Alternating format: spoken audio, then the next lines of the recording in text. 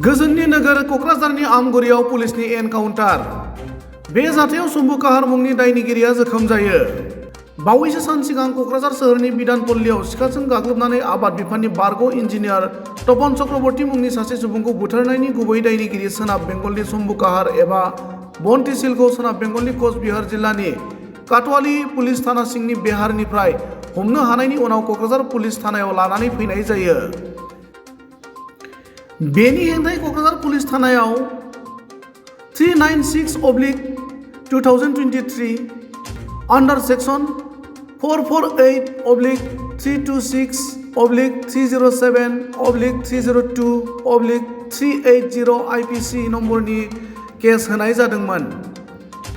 मख'जाथावदि बे गाग्लोबनाय जाथायाव आबाद बिफाननि बारग' इन्जिनियार तपन चक्रवर्तीजों लोगोसे DN हिम्मत सिंह गोजौ फरायसालिनि बारग' गोरायुं मधुमिता चक्रवर्तीया गोब्राबै जोखोम जादोंमोन आरो उनाव तपन चक्रवर्तीया जिउ गोमायो।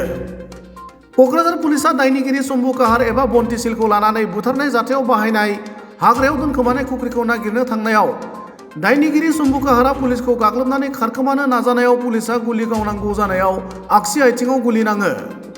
जाथाया जायो क'क्राझारनि आमगुरियाव आरो आथिखालाव क'क्राझारनि RNB सिभिल हस्पिटालाव दायनिगिरि शम्भु काहारखौ फाहामथायनि थाखाय थिसननाय जादों। मख'जाथावदि दायनिगिरि शम्भु काहारनि हेंथायै सोनाब बेंगलनि काटवाल पुलिस थानायाव गोबां केस थानायजों लोगोसे क'क्राझार पुलिस थानायावबो केस दं।